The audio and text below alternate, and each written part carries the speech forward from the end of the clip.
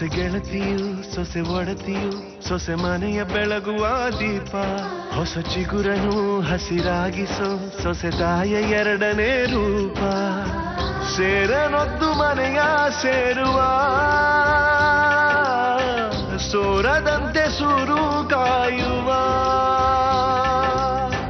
ಬಂಧಗಳಿಗೆ ಬಣ್ಣ ತೀಡುವ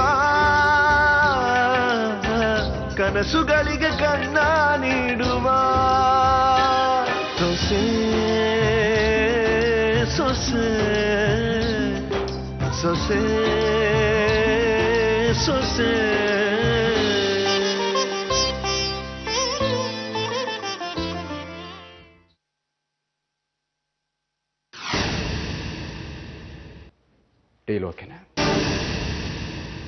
ನಾನ್ ಕೆಳಗ್ ಕೂತಿದ್ದು ನಿನ್ನ ಕಾಲ್ ಹಿಡಿಯಕ್ಕಲ್ವೋ, ನನ್ನ ಕಾಲಲ್ಲಿ ಇರೋದನ್ನ ಬಿಚ್ಕೊಳಕ್ಕೆ.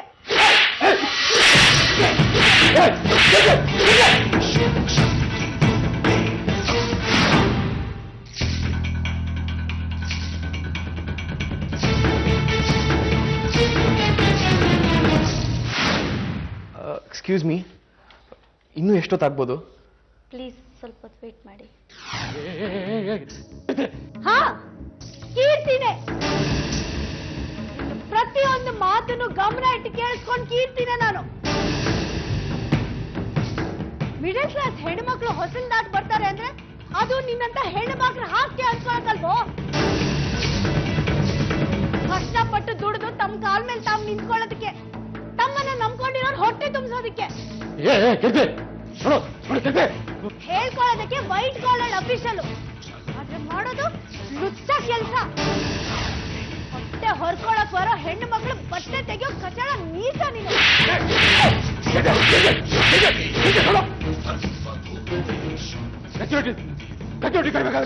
ಓಹೋ, ಹೆಣ್ಣು ಮಕ್ಕಳು ಮಹಾಶಯನಿಗೆ ಸೆಕ್ಯೂರಿಟಿ ಬೇರೆ ಕೇಡು.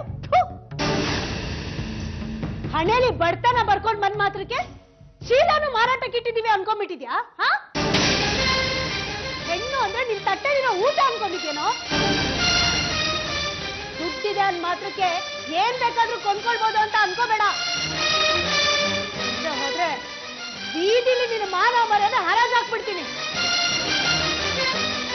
ನಿನ್ನ ಹೆತ್ತೋಳು ಹೆಣ್ಣು, ಬೆಳೆಸ್ತೋಳು ಹೆಣ್ಣು. ನೀನ್ ನಿಂತಿದ್ಯಲ್ಲ ಭೂಮಿ ತಾಯಿ, ಅದು ಹೆಣ್ಣು. ಅಷ್ಟೇ ಯಾಕೆ ದುಡ್ಡು ದುಡ್ಡು ಅಂತ ಕೊಚ್ಕೊಳ್ತಿಯಲ್ಲ, ಆ ಲಕ್ಷ್ಮಿ ಕೂಡ ಹೆಣ್ಣು. ತಲೆಯಲ್ಲಿರೋ ಬುದ್ಧಿ ಸರಸ್ವತಿ ಸೊತ್ತು. ಈ ಸಮಾಜದಲ್ಲಿ ಒಬ್ಬ ಗಂಡನ ಮೇಲೆ ನಿಲ್ಲಿಸೋದು ಹೆಣ್ಣು. ಅಂತ ಹೆಣ್ಣನ್ ಹಾಳು ಮಾಡಕ್ ನೋಡಿದ್ರೆ ಹೊಸ್ಕಾಕ್ಬಿಡ್ತಾಳೆ. ಕಡಿಮೆ ಬಟ್ಟೆ ತೊಟ್ಟು ಬೇರೆಯವ್ರಿಗೆ ಕಂಪನಿ ಕೊಡೋ ಅಂತೆಲ್ಲೋ, ನಿನ್ನ ಅಕ್ಕ ತಂಗಿಯ ಕೈಲಿ ಇದೇ ಕೆಲಸ ಮಾಡಿಸ್ತೀನೋ ಮನೆ ಹಾಳ. ಹೆಣ್ಣನ್ನ ಮುಂದಿಟ್ಕೊಂಡು ಬಿಸ್ನೆಸ್ ತರ ಐಡಿಯಾ ಇಟ್ಕೊಂಡಿರೋ ನೀನ್ ನಡೆಸ್ತಿರೋದು ಬಿಸ್ನೆಸ್ ಅಥವಾ ಬೇಜವಾಟಿಗೆನಾ? ಬಿಲ್ಡಿಂಗ್ ಕಟ್ಟಿ ಮಾರ್ತೀನಿ ಅನ್ನೋ ಬದಲು ಬಾಡಿ ಮಾರ್ತೀನಿ ಅಂತ ಬೋರ್ಡ್ ಹಾಕೋ. ಆಗ್ಲಾದ್ರೂ ಇಲ್ಲಿಗೆ ಬರೋ ಹೆಣ್ಣು ಮಕ್ಕಳಿಗೆ ನೀನ್ ಏನು ಅಂತ ಮುಂಚೆನೆ ಗೊತ್ತಾಗುತ್ತೆ. ದುಡ್ಡಿದೆ ಅಂದ್ ಮಾತ್ರಕ್ಕೆ ಏನ್ ಬೇಕಾದ್ರೂ ಮಾಡ್ಕೋಬಹುದು ಅಂತ ಅನ್ಕೋಬೇಡ್ವೋ. ಹೆಣ್ಣನ್ನ ಮನ್ಸಿಗೆ ಕೇಳದ ಮಂತ್ರಿ ಮರ್ಯಾದೆ ಕಳ್ಕೊಂಡು ರಾಜಕೀಯಕ್ಕೆ ರಾಜೀನಾಮೆ ಕೊಟ್ಟ. ಭೂತಾಯಿನ ಬಗದವನು ಪರಪ್ಪನ ಗ್ರಹಾರದಲ್ಲಿ ಮುದ್ದೆ ಕತ್ತರಿಸ್ತಾ ಕೂತಿದ್ದಾನೆ. ಇನ್ನು ತತ್ವ ಅಂತ ನಿತ್ಯ ಬೋಧನೆ ಮಾಡ್ತಿದ್ದವನ್ನ ಜನ ಕ್ಯಾಕರಿಸಿ ತೂ ಅಂತ ಹೋಗಿತಾ ಇದ್ದಾರೆ. ನಮ್ ಹಿರಿಯರು ಹೆಣ್ಣನ್ನ ಸೌಮ್ಯ ಅಂತ ಸುಮ್ನೆ ನಿಲ್ಲಿಸ್ಲಿಲ್ಲ, ಅವಳನ್ನ ಕಾಡಿದ್ರೆ ಕಾಳಿ ಆಗ್ತಾಳೆ ಅಂತ ಕೈಯಲ್ಲಿ ಕುಡುಗೋಲ್ ಕೊಟ್ಟು ನಿಲ್ಸಿದ್ದಾರೆ. ಇನ್ನು ಮುಂದೆ ಯಾವ್ದಾದ್ರೂ ಹೆಣ್ಣು ಹತ್ರ ಈ ರೀತಿ ನಡ್ಕೊಂಡೆ ಅಂತ ಗೊತ್ತಾಯ್ತೋ ಕತ್ತರಿಸ್ಬಿಡ್ತೀನಿ. ನಿನ್ನ ಕೆಲಸ, ನಿನ್ನ 40K ಸಂಬಳಕ್ಕೆ ದೊಡ್ಡ ನಮಸ್ಕಾರ.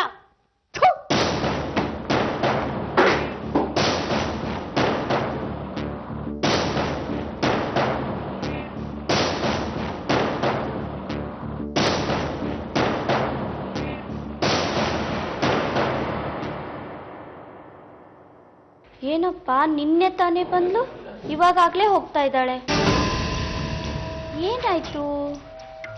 ನಮ್ಮ ಬಾಸ್ ಮತ್ತೆ ಇವಳ ಮತ್ತೆ ಏನಾದ್ರು?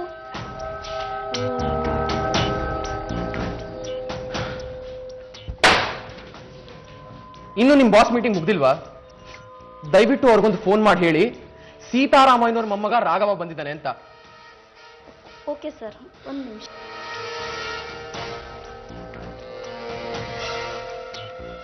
ಸರ್, ರಾಘವನ್ನವರು ಆಗ್ಲಿಂದ ನಿಮ್ಮನ್ನು ಮೀಟ್ ಮಾಡಬೇಕು ಅಂತ ವೇಟ್ ಮಾಡ್ತಾ ಇದ್ದಾರೆ ಸರ್. ಅವರು ಸೀತಾರಾಮಯ್ಯನವರ ಓಕೆ ಓಕೆ ಸರ್, ಈಗಲೇ ಕಳಿಸ್ಕೊಡ್ತೀನಿ ಸರ್. ತಾವು ಈಗ ಹೋಗ್ಬೋದು. ಒಳಗ ಹೊರಗ? ಸರ್ ಒಳಗೆ ಸರ್.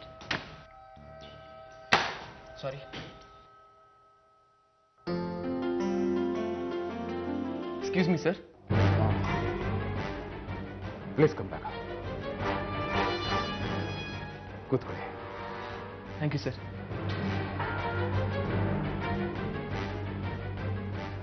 ಏನಾಯ್ತು ಸರ್? ಹಲ್ಲು ನೋವು. ಓ ಅದಾ ಸರ್, ನಾನು ನಿಮ್ಮ ಫಾದರ್ ಎಲ್ಲ ಹೇಳಿದ್ದಾರೆ. ನಿಮಗೆ ಪ್ರಾಕ್ಟಿಕಲ್ ಆಗಿ ಯಾವ ಎಕ್ಸ್ಪೀರಿಯನ್ಸು ಇಲ್ಲ.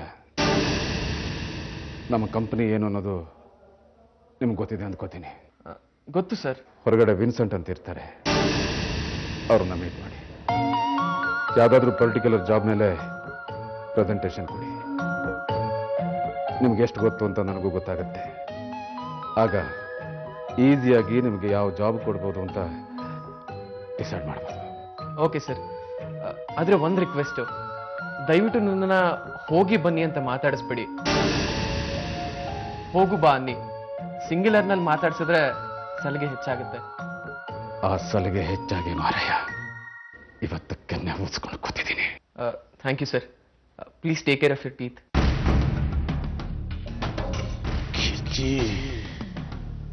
ನನ್ನನ್ನು ಚಪ್ಪಲಿ ಹೊಡಿತೀಯಲ್ಲ,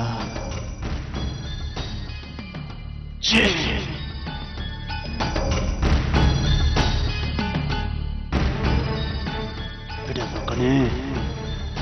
ನಿನ್ನ ಜೀವನನ ಹಾಳು ಮಾಡದೆ ನಾನು ಬಿಡಲ್ಲ.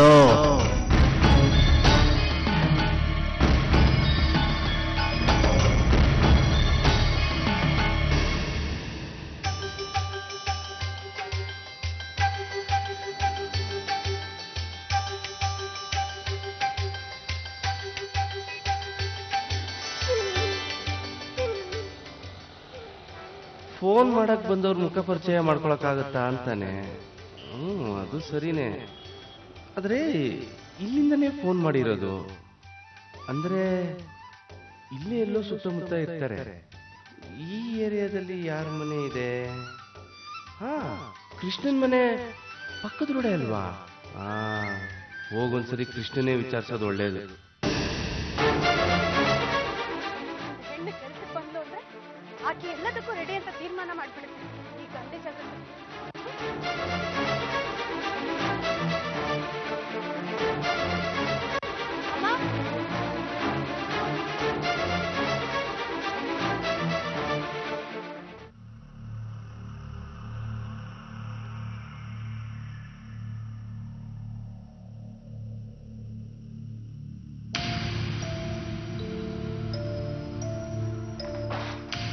ನನ್ನ ಕೆಲ್ಸದ ಮೊದಲನೇ ದಿವಸ ಅಂತ ದೇವ್ರ ಹತ್ರ ಬೇಡ್ಕೊಳಕ್ ಹೋಗಿರ್ಬೇಕು.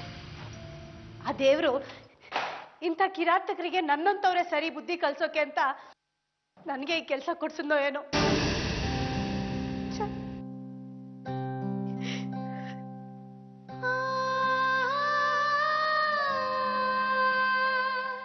ಅಮ್ಮ, ನೀನ್ ಆರಾಮಾಗಿ ಹೋಗಿ ಮೇಲ್ ಸೇರ್ಕೊಂಡ್ಬಿಟ್ಟೆ. ಇನ್ನು ನಾನು ಒದ್ದಾಡ್ತಿರೋದ್ ನೋಡ್ತಿದ್ಯಮ್ಮ. ದುಡಿತೀನಿ ಕೆಲ್ಸ ಕೊಡಿ ಅಂದ್ರೆ ಮಾಡ್ದಿ ಮನೇಲಿಲ್ಲ ಅಲ್ಲಿಗೆ ಬಾ ಅಂತಾರೆ. ನೋಡಿದ್ಯಾ ಈ ಜನನ್ನ?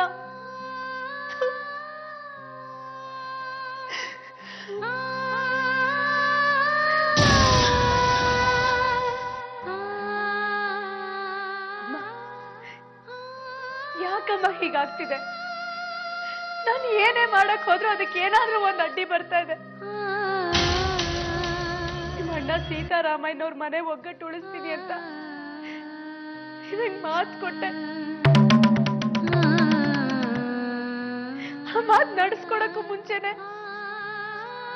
ನೆನ್ಪು ಸತ್ತೋಯ್ತು.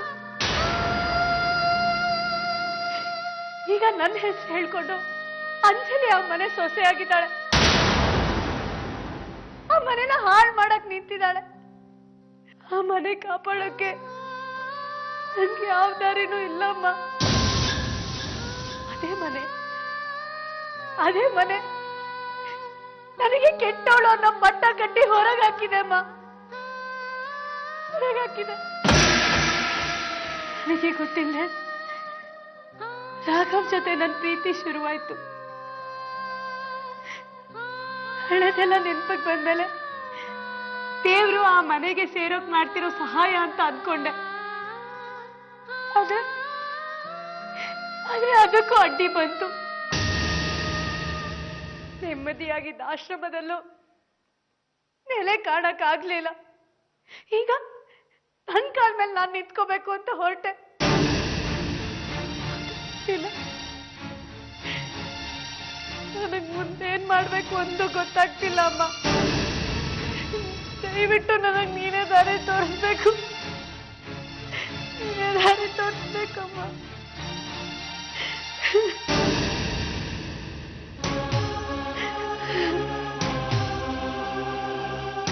ಕೀರ್ತಮ್ಮ,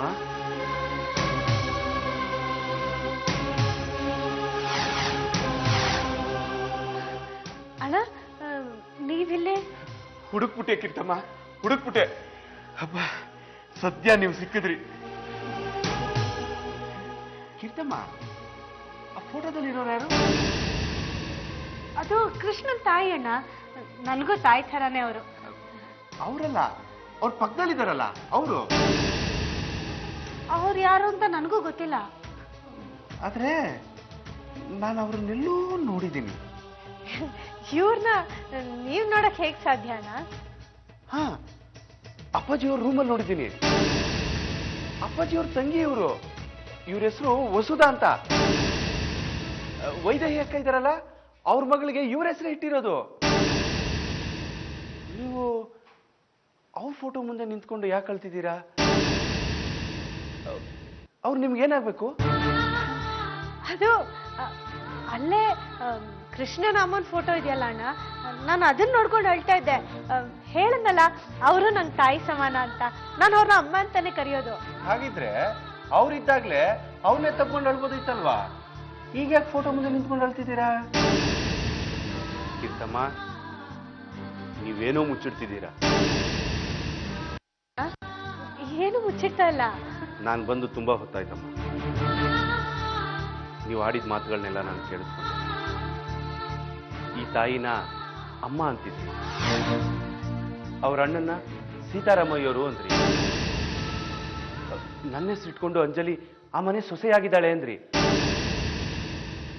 ಹಾಗಾದ್ರೆ ನಿಮ್ಮ ಹೆಸರು ಗಾಯತ್ರಿನಾ?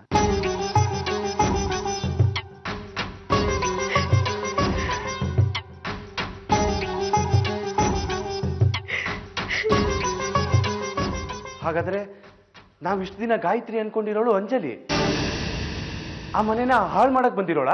ದಯವಿಟ್ಟು ನಾನೇನು ಕೇಳ್ಬೇಡಿ ಅಣ್ಣ, ಪ್ಲೀಸ್.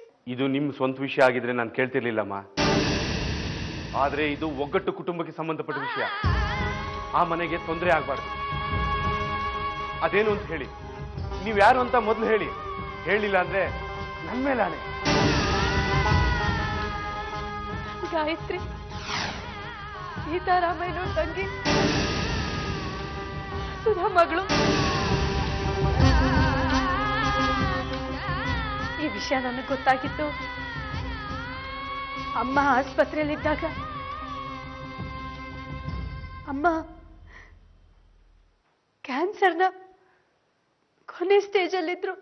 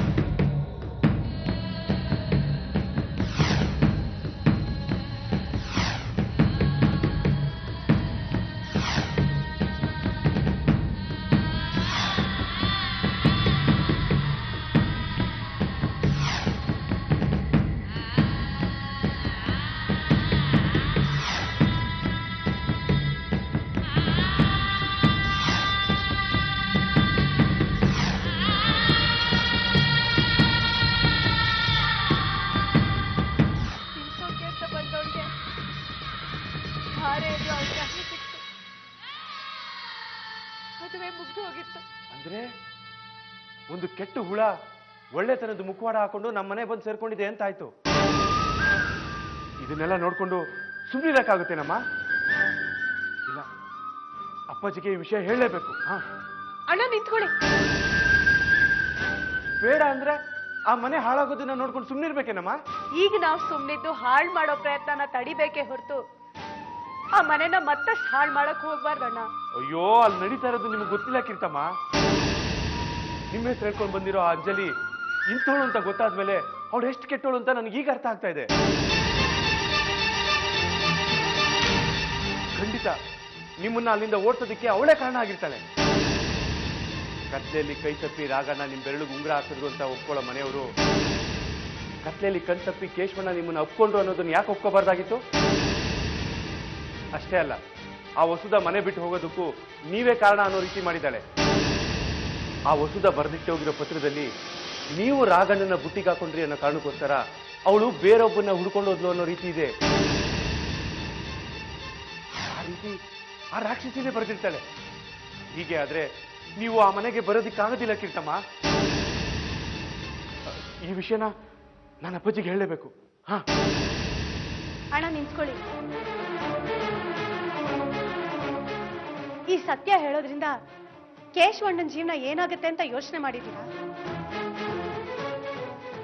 ಮುರಿದು ಬಿದ್ದಿರೋ ಮದುವೆ ನೋವು, ವಸುದ ಎಲ್ಲಿ ಹೋಗಿದ್ದಾಳೋ ಅಂತ ಗೊತ್ತಿಲ್ದಿರೋ ಒದ್ದಾಟ, ಇದೆಲ್ಲ ಇರ್ಬೇಕಾದ್ರೆ ಈ ವಿಷಯನೂ ಮನೆಯವ್ರಿಗೆ ಹೇಳಿ ಅವ್ರ ಮನ್ಸಿಗೆ ಇನ್ನಷ್ಟು ನೋವು ಕೊಡ್ಬೇಕು ಅಂತ ತೀರ್ಮಾನ ಮಾಡಿದ್ದೀರಾ? ಹಾಗಾದ್ರೆ ಈಗ ಸುಮ್ಮನೆ ಇದ್ಬಿಡ್ಬೇಕಾ? ಸತ್ಯ ಹೇಳೋದಕ್ಕೂ ಸಮಯ ಬರ್ಬೇಕು. ಅಲ್ಲಿ ತನಕ ಆಗೋ ಅನಾಹುತಗಳು ನೋಡ್ಕೊಂಡು ಸುಮ್ಮನಿರಕ್ಕಾಗುತ್ತೇನಮ್ಮ? ಅದಾಗ್ದ ಹಾಗೆ ತಡಿತಾ ಹೋಗ್ಬೇಕು. ಒಬ್ಬ ಕೆಟ್ಟವಳು ಒಳ್ಳೆ ಮನೆಯಲ್ಲಿ ಬೆಳಿಬೇಕಾ? ಅವಳ ಆಟಕ್ಕೆ ವಿರುದ್ಧವಾಗಿ ನಿಂತು ಅವಳ ಕೆಟ್ಟತನಕ್ಕೆ ಪೆಟ್ಟು ಕೊಟ್ಟು ಕೊಟ್ಟು ಒಳ್ಳೆತನನ ಕಲಿಸ್ಬೇಕು. ಅಂದ್ರೆ ಸತ್ಯ ಹೇಳಿ ಆ ಮನೆಯಿಂದ ಅವಳನ್ನ ಕಳ್ಸೋದಾ? ಅಲ್ಲ, ಸತ್ಯನ ಹೇಳದೆ ಅವಳನ್ನ ತಿದ್ದಿ ಅವಳಲ್ಲಿರೋ ಕೆಟ್ಟತನನ ದೂರ ಮಾಡ್ಬೇಕು. ಸರಿ, ಆದ್ರೂ ಅವಳು ಸರಿ ಹೋಗದೆ ಇದ್ರೆ ನಮ್ಮಲ್ಲೇ ಆ ಶಕ್ತಿ ಇಲ್ಲ ಅಂತ ಗೊತ್ತಾಗುತ್ತಷ್ಟೆ. ಅವಳಿಂದ ಮನೆ ಹಾಳಾಗುತ್ತೆ ಅಂತ ಗೊತ್ತಿದ್ದು ಒಂದು ಕೆಟ್ಟ ಗುಣ ಆ ಮನೇಲಿರೋ ಎಲ್ಲಾ ಒಳ್ಳೆ ಗುಣಗಳನ್ನು ಹಾಳು ಮಾಡತ್ತೆ ಅಂತ ಭಯ ಪಡ್ಬೇಕಾ? ಅಥವಾ ಆ ಮನೇಲಿರೋ ಎಲ್ಲಾ ಒಳ್ಳೆ ಗುಣಗಳು ಸೇರಿ ಆ ಕೆಟ್ಟ ಗುಣನ ಬದಲಾಯಿಸ್ಬೇಕು ಅಂತ ಪಣ ತೊಡ್ಬೇಕಾ? ಕೀರ್ತಮ್ಮ, ಅವಳು ಕೆಟ್ಟವಳು ಅಂತ ಆ ಮನೇಲಿರೋರ್ಗೆ ಯಾರಿಗೂ ಗೊತ್ತಿಲ್ಲ. ಗೊತ್ತಿರೋದು ನಿಮ್ಗೆ. ನೀವು ಈ ಮನೇಲಿ ಇದ್ಕೊಂಡು ಅವಳ ವಿರುದ್ಧ ಹೋರಾಟ ಮಾಡಕ್ಕೆ ಹೇಗೆ ಸಾಧ್ಯ ಹೇಳಿ? ಸಾಧ್ಯ ಅಣ್ಣ. ನೀವ್ ಆ ಮನೇಲಿ ಇದ್ದೀರಲ್ಲ, ಆ ಮನೇಲಿ ನಡೆಯೋ ಪ್ರತಿಯೊಂದು ವಿಷಯನೂ ನೀವ್ ನನ್ನ ಹತ್ರ ಹೇಳಿ. ನಾನು ಇಲ್ಲಿದ್ಕೊಂಡೆ ಸಮಸ್ಯೆನ ಬಗೆಹರಿಸಕ್ಕೆ ಪ್ರಯತ್ನ ಪಡ್ತೀನಿ. ಇದು ಆಗ್ದಿರೋ ಮಾತು. ಆಗೋ ತನಕ ಎಲ್ಲದೂ ಆಗ್ದಿರೋ ಮಾತೆ. ಈ ತಂಗಿಗೋಸ್ಕರ ಒಂದ್ ಮಾತನಾಡಿಸ್ಕೊಡೋಣ. ಎಂಥ ಸಂದರ್ಭ ಬಂದ್ರು, ಯಾವುದೇ ಅನಿವಾರ್ಯತೆ ಇದ್ರು, ನಾನು ಯಾರು ಅನ್ನೋ ವಿಷಯ ಯಾವುದೇ ಕಾರಣಕ್ಕೂ ನೀವು ಮನೆಯವ್ರಿಗೆ ತಿಳಿಸ್ಬಾರ್ದು. ಹಾಗೆ ನಾನು ಇಲ್ಲಿರೋ ವಿಷಯನ ರಾಘವ್ಗೆ ಹೇಳಬಾರ್ದು. ನನ್ನನ್ನು ಯಾಕಮ್ಮ ಕಟ್ಟಾಗ್ತಾ ಇದೀಯಾ? ಯಾಕಂದ್ರೆ ನಿಮ್ಗೆ ಯಾವುದನ್ನು ಮನ್ಸಲ್ಲಿ ಮುಚ್ಚಿಟ್ಕೊಳ್ಳೋದಕ್ಕೆ ಬರೋದಿಲ್ಲ ಅಣ್ಣ. ಮಾತು ಮೀರಿದ್ರೆ ಸಾಯೋದು ಒಗ್ಗಟ್ಟು ಕುಟುಂಬದ ಶಾಂತಿ. ಜೊತೆಗೆ ನಿಮ್ಮ ಈ ತಂಗಿ ಅನ್ನೋದನ್ನ ಮರಿಬೇಡಿ.